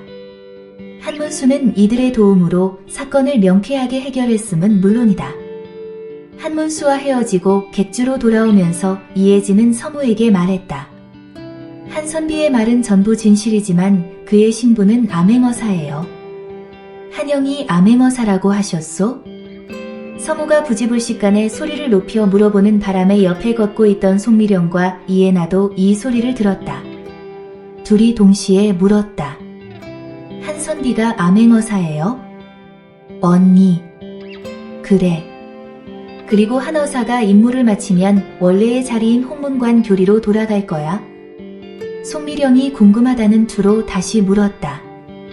어쩜, 언니. 어떻게 알았대요? 한어사는 나를 모르지만 나는 그의 이름을 알아. 현재 훈련도감 비마장으로 봉직하고 있는 이민호와는 중마고우인데 이민호에게서 한어사에 대해서 진즉부터 들어서 그의 역량을 잘 알고 있었지. 이번에 민씨 자살 사건의 적임자로 내가 전하께 그를 천거드렸었어. 그랬었군요. 언니. 어때? 영매.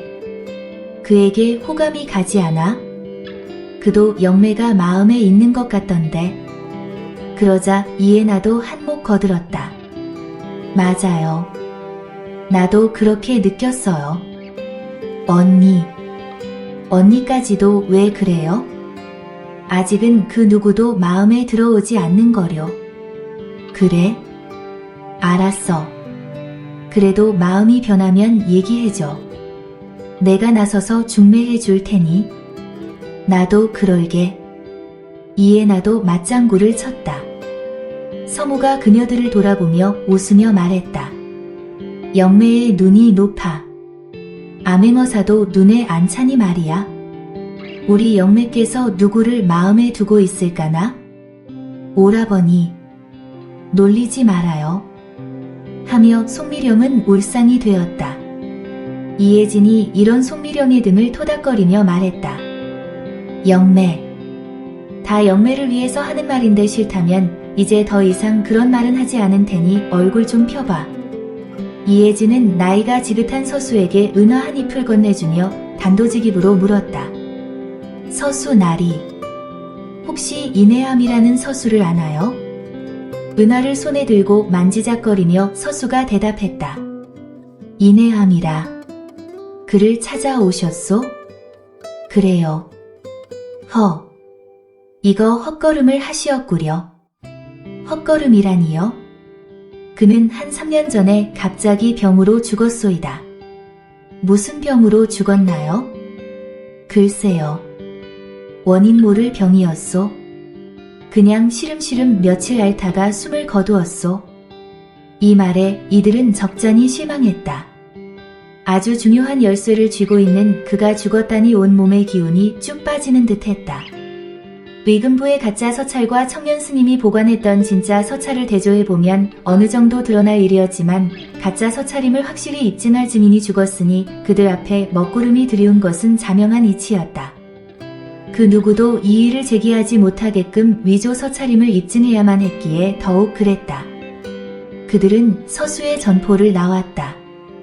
둘은 한동안 아무 말도 하지 않고 묵묵히 걷고만 있었다. 그렇게 걷기만 하다가 서무가 입을 열었다. 사저. 모든 희망을 인해암에게 걸었었는데 이렇게 무산되고 말았소. 이렇게 하면 어떻겠소? 사제. 좋은 수라도 생각났나요? 해주로 가서 양 백부님 가족과 청지기의 행방을 알아볼까 하오. 그건 왜요? 양 백부님의 가족이 관노비가 되었다고 들었소. 마침 수프께서 황해 병사로 계시니 백모님이나 가족 그리도 청지기 등이 어디로 갔는지 알 수 있다고 보오. 사제. 그분들을 찾아내면요? 사저. 혹시 그분들 중 어느 한 분이라도 백부님의 유물을 보관하고 계시다면 부친께서 백부님에게 보낸 서찰이 있을지도 모르는 일이잖소. 그 서찰과 의금부 서찰을 대조해보면 피봉이나 내지 어딘가는 다른 점이 있지 않겠소? 특히나 두 분이 아주 친하셨기 때문에 내지의 격식도 일반 관찰과는 다를 것 아니오? 그러니까 위조자들이 서대감의 서찰을 면밀히 검토하여 감쪽같이 위조했다 해도 양선교에게 보낸 서찰은 입수하지 못했을 터이니 분명히 다른 점이 있을 거란 말이지요. 정말 그럴지도 모르겠네요. 그럼 우리 해주로 가요. 해볼 수 있는 일은 다 해보아야죠. 서무는 이혜진의 말을 듣고 얼굴 가득 기쁜 빛이 역력했다. 그리고 말했다. 어디에선가 관비로 고생하실 백모님과 그 가족들을 뵙고도 싶소. 맞아요. 어디 계신 줄 알 수만 있다면 찾아뵈어야죠. 사저. 고맙소. 좀 이르긴 하지만 평양냉면의 맛이 천하일미라 하오. 어떠시오? 좋아요. 나도 냉면을 먹었으면 했는데 마음이 통했군요. 영매와 둘째 사저는 지금 어디에서 무엇을 하고 있는지 궁금하오. 영매가 있으니 잘 해낼 거예요. 안심해요. 알았소. 가십시다. 그들은 관아 앞시전이 즐비한 거리에 들어섰다. 한편 이해나와 송미령은 연광정을 돌아들어 대동강을 바라보니 심리의 물빛과 안개 속 버들가지 사이로 보이는 대선 여인네가 가냘픈 손으로 검은고 짚으며 붉은 입술로 채련곡을 부르니 마치 옥빛강으로 선녀가 내려오는 듯한 착각이 일 정도로 아름다웠다. 그녀들은 이곳에서 차 한 잔을 마시다 즐거운 마음으로 가볍게 발을 올리며 평양의 저작거리로 들어섰다. 이때 그녀들의 뒤쪽으로 요란스러운 소리를 내며 새 필의 말이 달려왔다. 점점 가까이 오면서 맨 앞에 말 탄 자가 소리를 질렀다. 물러거라. 개 섞어라. 이 소리에 거리에 있던 사람들이 급히 길을 비켜주었다. 송미령도 얼른 길을 비켜주었으나 이해나가 미처 피하기도 전에 맨 앞에 말 탄 청의 도포의 남자가 이해나의 머리에 꽂은 비녀를 낚아챘다. 그러면서 큰 소리로 웃으며 말했다. 낭자. 이 비녀를 찾으려거든 선화당으로 오시게 하며 뒤도 돌아보지 않고 말을 몰았다. 이에나의 머리가 풀어져 바람에 흩날렸다. 순간 이에나의 눈빛이 분노로 일그러지며 살기를 띄었다. 이를 본 송미령이 이에나를 불렀다. 예나야, 괜찮니? 영언니, 괜찮아요. 잠깐만 기다려요. 하며 송미령의 말을 기다리지도 않고 하늘로 솟구쳐 올랐다. 그리고 하늘을 날아 눈 깜짝할 사이에 청해 도포의 남자를 잡아올려 그대로 땅에 내동댕이 쳤다. 그가 탄말은 놀라 그대로 앞으로 내달렸다. 그자 앞으로 가볍게 착지한 이에나의 쾌검이 한 번 번뜩였다. 그 순간 그자의 상투가 잘려나가고 머리가 산발이 되어 풀어졌다. 이 믿을 수 없는 광경에 뒤를 따라오던 자들도 말에서 내렸다. 이에나가 청해 도포의 남자에게 말했다. 곱게 말할 때 비녀를 돌려주거라. 땅바닥에 내동댕이 쳐진 그를 뒤따라오던 두 명이 일으켜 세웠다.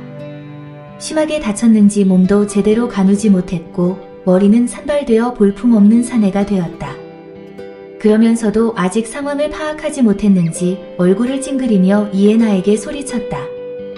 괘씸하기 그지없는 년이로군. 감히 어느 안전이라고 오만방자하게 구느냐? 이보게들 내가 누구인지 전연에게 말해주게나. 그러자 그중 한 명이 나서서 이에나에게 말했다. 이분은 나는 새도 떨어뜨리는 평안감사 어른의 지제이신 홍인원 나리시다. 냉큼 무릎을 꿇고 잘못을 빌어라. 그래도 내년은 살아남지 못하긴 마찬가지지만 말이다.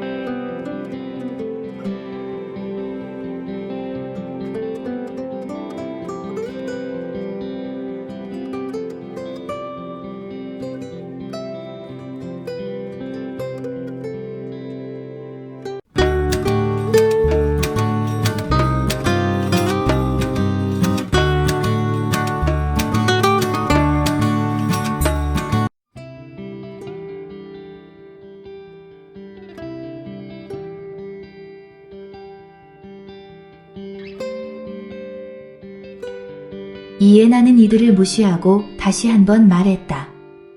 비녀는 어디 있느냐? 하며 쾌검이 다시 번뜩이자 이번에는 홍인원의 머리카락이 몽땅 잘려 떨어졌다. 이때쯤 송미령도 놀란 가슴을 진정시키고 저작거리의 사람들 틈에 끼어 이 장면을 보고 있었다. 모여든 사람들 모두 이 희한한 광경에 놀란 눈을 하고 쳐다보고 있었다. 간간히 여기저기서 통쾌하다는 소리가 들려왔다. 아마도 평소에 이 자들에게 말 못할 억압을 당해왔는지 모두들 얼굴에는 희색이 감돌고 있었다. 이에나의 보이지 않는 쾌검을 알아보지 못한 탓인지 홍인원은 이에나를 향해 버럭버럭 소리를 질러대며 욕을 퍼부었고 그를 따르던 두 명의 사내는 이에나의 쾌검에 겁을 집어먹고 그냥 그의 옆에 서 있기만 했다. 이에나는 그들의 태도를 무시하고 윤기가 흐르는 흑발이 찰랑거리며 뒤로 넘어갈 때의 아름다운 모습과는 딴판으로 험한 말이 나왔다.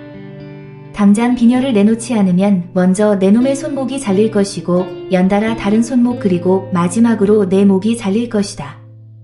이에나는 그에게 마지막 기회를 주려는 듯 기다렸다.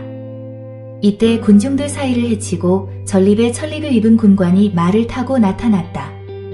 그의 뒤를 10여 명의 군졸들이 따르고 있었다. 이게 도대체 무슨 일인가? 하며 머리를 풀어 헤친 홍인원을 보더니 얼른 말에서 내려 그에게 머리를 숙여 예를 표하곤 말했다. 도련님, 이게 어찌된 일입니까? 천군관, 마침 잘 왔네. 이 년을 잡아 물고를 내게. 내가 받은 이 치욕을 반드시 갚아야겠네. 예. 무얼 놀라고 있나? 어서 잡지 못하고. 군관이 군졸들을 보고 소리쳤다. 얘들아 잡아라. 군관의 말에 군졸들이 우르르 이에나에게 달려들었다. 그러나 일순간 이에나의 쾌검이 다시 칼집으로 들어간 순간 군관과 군졸의 모자가 모두 땅에 뒹굴며 상투가 풀어져 이들 역시 머리가 산발이 되어 뒤로 물러났다. 이에나가 홍인원을 쳐다보며 말없이 다시 한번 검으로 손을 가져간 순간 이에나와 홍인원 사이로 두 명의 남녀가 군중들을 넘어 날아와 내렸다. 서무와 이혜진이었다. 이에나, 잠깐만 멈춰봐. 이에나가 이혜진을 보고 손을 거두었다. 언니. 이혜진은 머리가 풀어져 흩날리고 있는 이에나를 빤히 쳐다보다가 물었다. 이에나, 무슨 일이야? 이 자가 내 비녀를 빼가서 돌려주지 않고 있어요. 비녀? 그래요. 병이 나에게 선물해준 내 목숨보다 귀한 아주 특별한 옥몰 한 잠이에요. 그랬구나. 내가 처리할게. 진정하고 기다려봐. 이혜진이 이에나의 어깨를 토닥거려주고 홍인원에게 다가갔다. 군관이 이를 보고 나와 말했다. 낭자. 미신지 모르지만 이분은 감사 영감의 자제이시오. 함부로 대하지 마시오. 이혜진이 깔깔깔 웃어젖혔다. 그리고 군관을 향해 한마디 했다. 군관. 나라의 녹을 먹는 이 나라의 군졸들이 언제부터 사사로이 감사의 아들을 비호하였나? 못된 짓을 한 자는 말로가 어떻다는 것을 내 똑똑히 보여주지. 하며 홍인원을 턱을 잡아 들어 올렸다. 이러자 군관을 비롯한 군졸들이 이혜진을 둘러싸고 공격을 했다. 서무가 재빨리 이들을 가로막고 승룡장을 시전하니 모두 세장 물러나 그대로 땅으로 꼬꾸라졌다. 송미령도 이혜진과 서무의 출현에 기뻐 얼굴을 활짝 펴며 이들 앞으로 나왔다. 서무가 송미령을 보고 물었다. 영매, 괜찮아? 난 괜찮아요. 그런데 예나가 사저가 나섰으니 잘 해결될 거야. 이혜진은 홍인원의 턱을 들어 올릴 때 이미 그의 마혈을 눌러 움직이지 못하게 만들었다.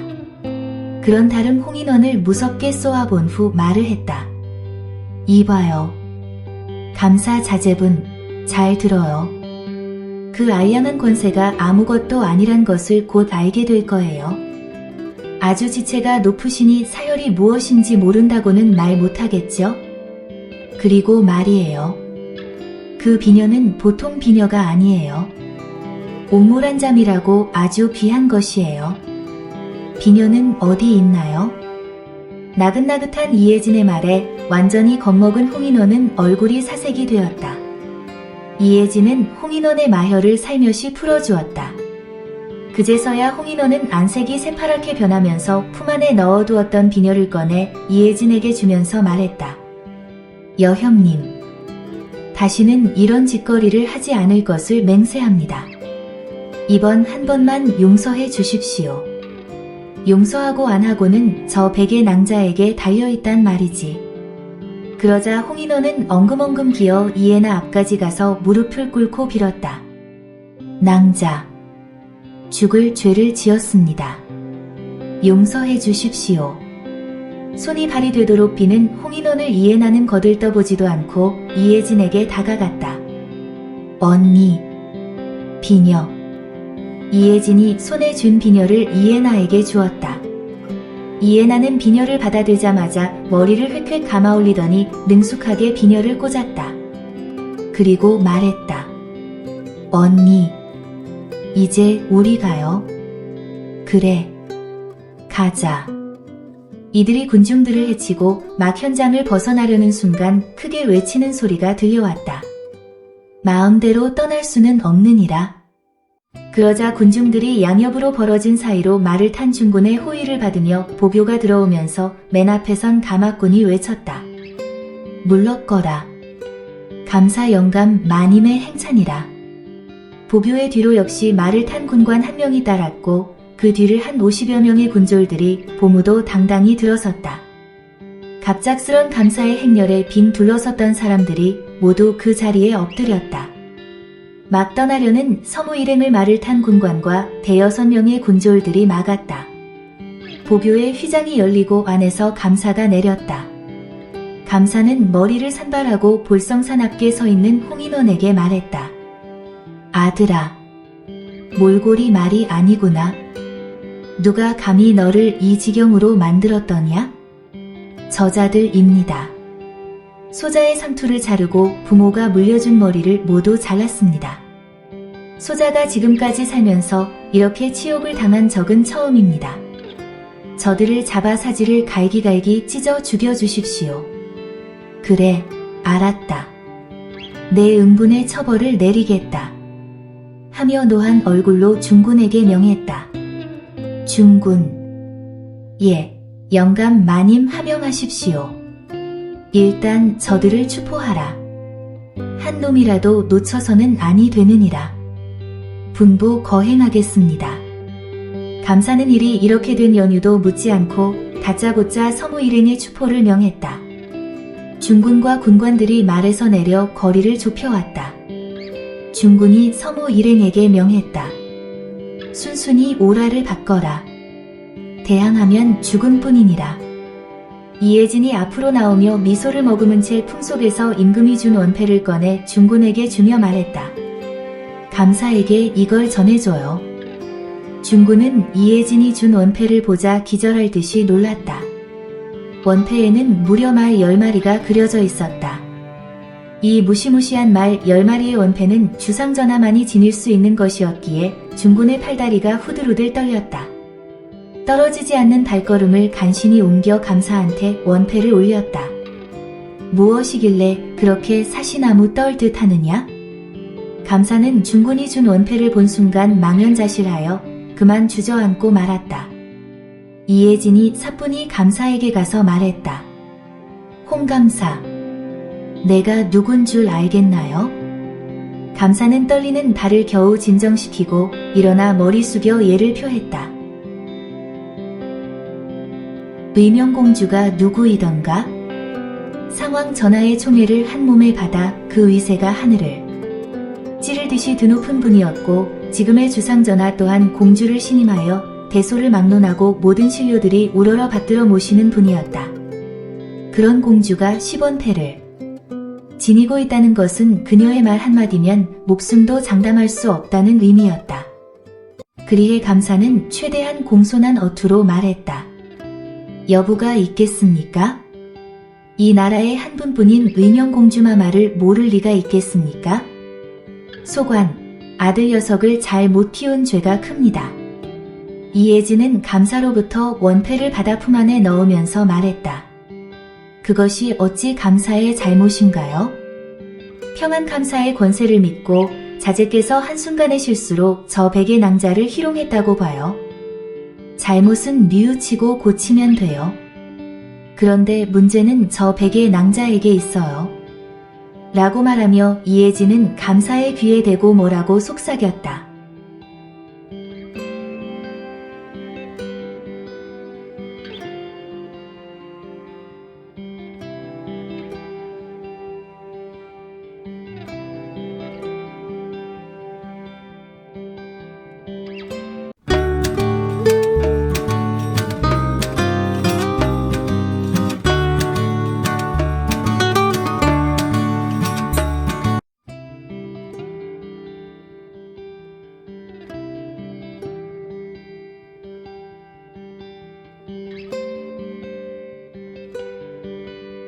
그러자 감사는 얼굴이 사색이 되어 부들부들 떨었다.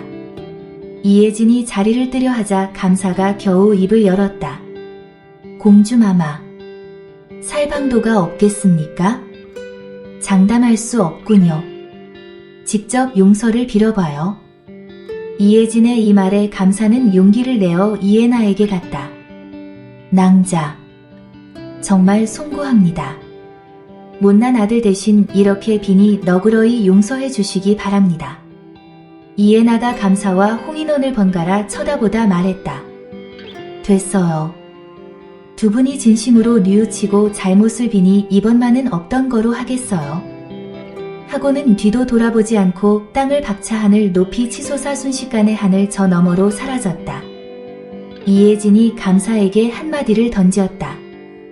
홍 감사, 백성을 위한 정무를 펴세요. 전하를 대신해 지켜볼 거예요. 자, 그럼 다음에 봐요. 예. 공주마마, 명심하겠습니다. 보증하십시오. 많은 사람들이 지켜보는 가운데 서무일에는 그 자리를 떠났다. 송미령이 이혜진에게 물었다. 언니, 좀 전에 감사에게 뭐라고 말한 거예요? 응, 예나를 전하의 여자라고만 한마디 했어. 전하의 여자라고요? 처음 들어요. 그럴 거야. 그러나 굳이 말할 필요도 없었고 말이야. 서무가 듣고 있다가 끼어들었다. 어떻게 된 거요? 아, 그러고 보니 지난번 개천에서 전하와 둘째 사저의 얘기를 해준다고 하였었는데 아직 듣지 못하였소. 도대체 어찌 둘째 사저가 전하의 여자가 된 것이오? 어쩔 수 없이 이혜진은 우리만의 비밀이니까 누구에게도 특히 이혜나에게는 절대로 말하지 말라는 다짐을 받고 둘의 얘기를 해주었다. 그랬었군요. 전하의 첫사랑인가요? 처음으로 여인에 대한 애정을 예나에게 느끼다. 뭐 이런 거군요. 예나를 보면 전하도 애가 탈만해요. 그렇긴 하오. 고금에 걸쳐 금상에게 반말을 하고 전하의 이름을 불렀던 여인이 몇이나 있었겠소? 아, 가만, 그러고 보니 아까 둘째 사저의 말 중에 전하의 이름을 들은 것 같소. 그렇다면 옹물한 잠은 전하가 둘째 사저에게 선물한 것이오? 맞아요. 그러니 예나가 더욱 화가 날 수밖에요. 예나의 머리가 산발이 된 것은 그녀의 안중엔 없었고 오로지 전하가 선물한 그 비녀만이 소중했던 거예요. 언니, 그래도 예나가 신중하긴 해요. 그렇게 화가 났음에도 자제심을 발휘하여 홍인원을 죽이지는 않았잖아요. 그게 다 이련선사 때문이 아니겠어? 사저, 그럴 것이오. 이련선사는 불신 중에서 자비를 으뜸으로 친다 들었소. 얘기를 하며 가노란히 저 앞에서 이혜나가 이들을 기다리고 있었다. 언니들, 그리고 사제, 예나, 오늘 아주 의연했어. 그토록 화가 났음에도 머리카락을 자르기만 했으니 이 언니가 탄복을 금치 못하겠어. 그래, 예나. 멀리서 보니 얼음공주 같았지 뭐야. 그래요, 둘째 사저. 내 가슴이 설렜소. 언니들 그리고 사제. 왜들 이래요? 예진 언니 덕분이에요. 언니가 없었다면 일이 이렇게 쉽게 끝나지는 않았을 거예요. 이혜나가 얼굴이 붉어지며 수줍은 듯이 말했다. 객주. 서무일에는 차 한 잔을 마시며 담소를 즐기고 있었다. 사환이 이들에게 오더니 물었다. 송미령 낭자가 누구십니까? 예, 내가 송미령이에요. 객주 밖에서 어느 분이 이걸 전해주라고 합디다. 송미령이 받아보니 피봉에 아무것도 적혀있지 않았다. 내지를 꺼내 읽어 내려갔다. 송낭자. 한문수요. 실례인 줄, 무례인 줄 알면서도 이렇게 붓을 들었소. 못 뵌 지 불과 하루임에도 낭자를 향한 그리움 주체할 수 없구려. 난 내일 평양을 떠나오. 떠나기 전 한번 보고 싶소. 몇 마디 얘기라도 나눌 영광을 주시오. 밖에서 기다리겠소. 한문수가 송미령 낭자에게. 송미령은 다 읽고 나서 난처한 얼굴이 되었다. 이혜진이 물었다. 한선비지? 영매. 떠나기 전 영매의 얼굴이라도 보고 가려고 기다리는 것 같은데 나가보아. 송미령은 한문수의 첨을 매정하게 거절할 수 없어 자리에서 일어나 밖으로 나갔다. 한문수가 송미령을 보고 기쁜 얼굴이 되어 반겼다. 송낭자. 나와 주었구려. 고맙소. 떠나신다 하니 작별 인사라도 드려야 도리인 것 같아서요. 아무려면 어떻소? 이렇게 나와 준 것만으로도 황송하오. 낭자를 보고 가야 마음이 편할 것 같아서 말이오. 낭자. 정인이 있다 하였는데 혹시 정혼한 사이오? 아니에요. 한교리 나리. 이 말에 한문수는 화들짝 놀랐다. 자기의 신부는 철저하게 가려져 있어 평양에서만큼은 아는 이가 없어야 했다. 그런데 멀리 파주에서 의원을 하고 있는 송미령이 그의 신분을 알고 있다니 이 어찌된 영문인지 몰랐다. 더군다나 그 다음 송미령이 덧붙인 말에 어안이 벙벙해져 할 말을 잃었다. 나리가 암행어사라는 것도 알아요? 한참을 송미령을 바라보며 할 말을 잊고 있었던 한문수가 겨우 입을 열었다. 낭자. 대체 나의 신분을 어찌 알고 있는 것이오? 예진 언니가 바로 공주마마예요. 한문수는 다시 한번 놀랐다. 의명공주라면 이민우로부터 들어서 잘 알고 있었다. 이번에 자기를 어사로 천거해 주신 분이 의명공주라는 사실도 알고 있었다. 이민우에게 들어서 의명공주는 강호의 여협으로 호방하고 거친 성격의 소유자일 거라고 짐작하고 있었지만 그날 본 의명공주는 자기의 짐작하고는 전혀 다른 예쁜 얼굴에 서글서글한 눈매를 가진 여인의 매력을 지닌 부드러운 여인이었다. 의명공주마마를 이름이요? 그래요. 나리와 소녀는 신분의 격차가 너무 큽니다. 하여 나리의 정인이 될 수가 없음이에요. 또한 소녀는 소녀 혼자만 좋아하는 분이 계세요. 오늘의 이 자리가 나리와의 마지막 만남이 되길 원할 뿐이에요. 낭자. 신분의 격차나 정인이 있다는 말 괜찮지 않겠소? 오늘은 이만 가지만 파주로 낭자를 보러 가겠소? 나리. 소녀 만인당을 떠났어요. 그러니 찾아오셔도 만나지 못할 거예요. 그러하다면 갈 곳은 정하지 않았겠소? 아직요. 이 말에 한문수는 쓴웃음을 짓고는 말했다. 이거 참 난감하오. 그럼 이대로 낭자와는 정녕 다시 만날 수 없는 것이오? 예, 나리. 그러니 단념하세요. 한문수는 송미령과 다시는 만날 수 없다는 사실에 실망하여 맥이 탁 풀렸다. 송미령은 한문수의 이러한 모습에서 약간 미안한 마음이 들긴 했지만 어쩔 수 없었다. 그녀의 눈에 애당초 한문수는 없었다. 그러니 한문수의 그녀에 대한 애정이 더 깊어지기 전에 싹을 잘라야 했다. 한문수는 체념한 듯 말했다. 낭자. 인연이 있다며 언젠가 만날 수 있음을 믿소? 보증하시오. 예, 나리도 보증하세요. 한문수는 못내 서운한 듯 무거운 발걸음을 올겼다. 다음날 객주를 떠나면서 이혜진은 해주로 가야만 할 사정을 얘기했다. 송미령과 이혜나는 오히려 좋아했다. 이왕 나온 이상 생전 처음인 해주까지 간다는 것은 그녀들에겐 상당한 매력이 있었기 때문이었다. 해주로 가려면 개성을 거쳐야만 했다. 먼 길을 걸어 그들은 개성에 도착했다. 개성에서 하루를 유숙하기로 하고 예전에 묵었던 보행객주로 가기 위해 걸음을 재촉했다. 관아 외산문을 옆으로 끼고 걷고 있을 때 이혜진의 머릿속에 퍼뜩 떠오르는 것이 있었다. 이혜진은 가던 길을 멈추고 이들에게 말했다.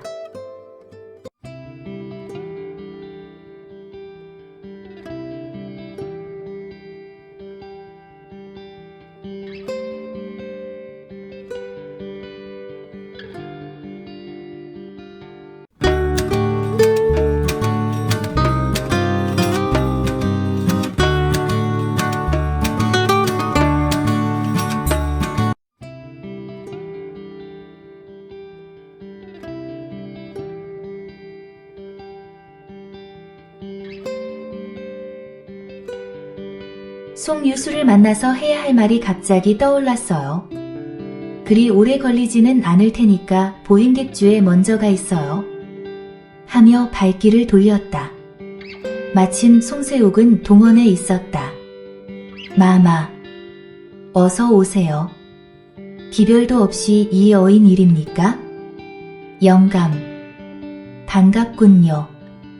동안 별거 없으셨지요? 평양에 다녀오는 길에 기니 할 말이 있어 들렸어요. 평양엔 무슨 일로? 서대감의 서찰을 위조한 서수를 찾으러 갔었어요.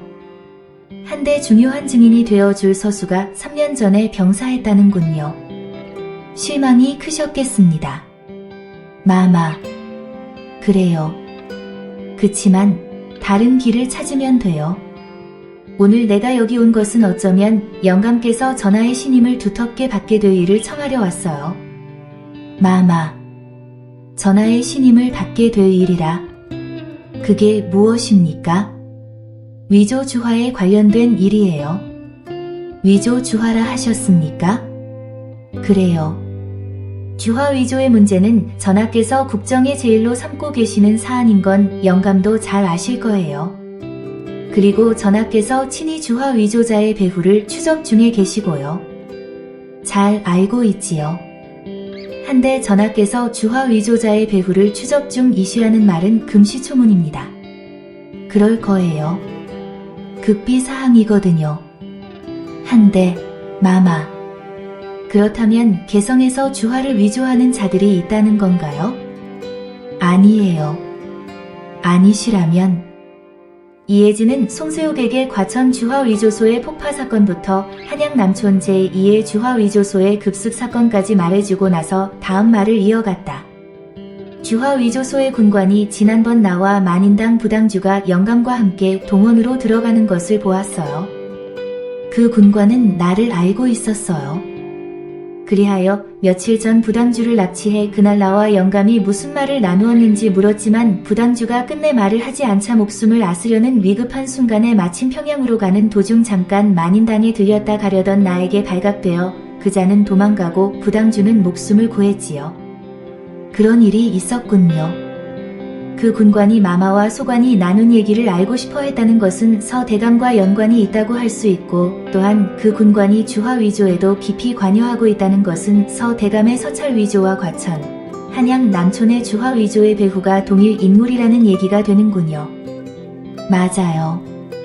하여 그 군관의 신원을 밝혀내는 일이 시급해요. 그런데 마마. 아직도 소관은 마마의 의중을 모르겠군요. 아이, 영감. 왜 이래요? 이미 영감의 머리엔 이 일을 어떻게 처리해야 되겠다는 보관이 그려진 게 아닌가요? 마마. 소관이 어찌 마마의 총명함을 따라가겠습니까? 하지만 최선을 다해 그 군관이 누구며 또한 누구와 만났고 무슨 일을 했는지 상세히 밝혀보겠습니다. 마마가 주신 절호의 기회인데 놓친 데서야 말이 안 되지요. 영감만 믿고 나는 해주로 가요. 해주는 어찌하여 가십니까? 양 병사의 가족을 찾아야 해요. 혹시나 서대감이 양 병사에게 보낸 서찰을 보관하고 있는지 알아보려고요. 서수가 죽은 지금 그게 유일한 대안인 것 같습니다. 마마. 아무리 급하고 중대한 일이라도 몸을 돌보아가며 움직이셔야 합니다. 보증하십시오. 그렇게 할게요. 영감. 보증하세요. 서무일에는 연안도 호부에 도착하여 먼저 송미령 부모의 묘를 찾아 참배했다. 참배가 끝나고 무덤가에 앉아 송미령은 허리춤에서 예쁜 주머니에서 무언가를 꺼내 서무에게 주면서 말했다. 오라버니, 이게 무엇인지 봐줄래요? 서무가 받아보니 그것은 호패였다. 호패에는 다음과 같이 적혀 있었다. 연안, 송상헌, 유생, 갑신년, 영매. 이것은 영매 부친의 호패야. 연안에서 갑신년에 출생하셨고 성함은 송자상자 헌자시고 유생은 벼슬이 없는 양반을 지칭하는 것이니까 영매의 집안은 양반 가문이었음을 말해주고 있어.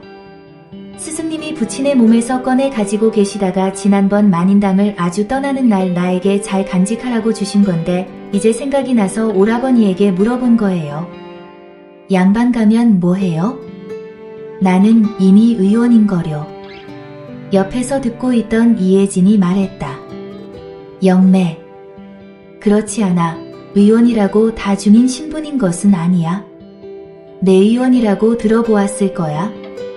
내의원의 의원 가운데에 양반 출신 의원들이 덜어 있어. 이들을 유이라고 하는데 실력도 만만치 않지. 그러니까 영매 부친의 호패에 의해 영매가 양반 가문임은 틀림없는 사실이니까 영매도 유이인 거야. 자부심을 가져도 돼. 그런 거예요? 유이라고 했나요? 그래. 맞아. 송유의 날이. 뭐예요? 언니, 놀리기 없기에요. 그래도 유이라니 싫지는 않네요. 유의 날이. 나 볼이 아픈데요. 이해나가 볼을 부풀리며 송미령에게 말했다. 송미령은 부풀려진 이해나의 볼을 손가락으로 누르면서 말했다. 예나 낭자. 이 병은 심술병이에요. 심술만 없애면 금방 낫는답니다. 둘째 언니. 난 심술이 없어요. 서무가 낭자들의 장난기가 재미있어 웃음을 짓다가 갑자기 일어섰다. 사저. 저기를 봐요. 서무가 가리킨 곳을 바라보니 산모퉁이를 돌아 3명의 남녀가 뛰어오고 있었고 조금 떨어져 5명이 손에 칼을 들고 뒤따라오고 있었다. 아마도 앞에 3명은 그들에게 쫓기고 있는 것 같았다. 이혜진이 말했다. 뒤에 따라오는 5명은 비적대임이 틀림없어요. 쫓기는 3명 중 2명이 여자니 얼마 가지 못해 잡힐 거예요. 이해나가 벌떡 일어났다. 내가 가 볼게요. 하며 대답도 듣지 않은 채 하늘로 솟구쳤다. 이해나의 경공은 신의 경지에 이른 듯했다. 눈 깜짝할 사이에 벌써 이해나는 남녀 3명 앞에 착지했다. 남자는 40대의 중년으로 관복을 입고 있었고 여자 중 1명은 50대 나머지 1명은 20대의 처자였다. 이해나가 그들에게 물었다. 멀리서 보니 쫓기시는 것 같아 보였는데 맞나요? 낭자. 바로 보았소. 어찌해서 쫓기게 되었는지요? 저자들은 비적들이요. 지니고 있던 금품 다 뺏기고 몸만 겨우 도망치는 중이었소. 안심하세요. 내가 다시 찾아드릴게요. 말하고는 어느새 눈앞까지 다가온 비적들을 노려보았다. 비적들은 자기들 앞을 가로막은 자가 낭자인 것을 알자 코웃음을 치며 소리쳤다. 죽기 싫으면 썩 비켜라. 항상 그렇듯 이해나는 한마디 말도 없이 무표정한 채로 그들을 쳐다보며 쾌검을 뽑으니 천변만화의 화조검법이 화려하게 펼쳐지며 순식간에 5명의 손에 들려있던 검들이 하늘 높이 날아올랐다. 그와 동시에 이해나는 답설무훈의 경공을 구사해 그들을 바람처럼 스치며 마혈을 짚었다. 그리고 돌아가며 그들의 뺨을 힘차게 후려쳤다. 뺨에서 불이 나며 5명의 비적은 움직이지도 못한 채 그대로 땅으로 낮아빠졌다. 그리고는 칼등으로 마혈을 풀어주며 말했다. 너희 같은 비적 놈들에겐 이보다 더한 고통을 맛보게 해주고 싶으나 오늘 한 번만은 용서하니 가거라. 이 말을 듣고 비적들은 비실비실 일어나 뒤도 돌아보지 않고 달아났다. 이러한 이해나의 통쾌하고도 표독한 모습을 보면서 서무와 이혜진 그리고 송미령도 이들 앞으로 왔다. 서무는 이해나에게 고맙다는 말을 하고 있는 2 여자를 보았다. 그리곤 그만 눈이 휘둥그레지면서 그녀들에게 갔다.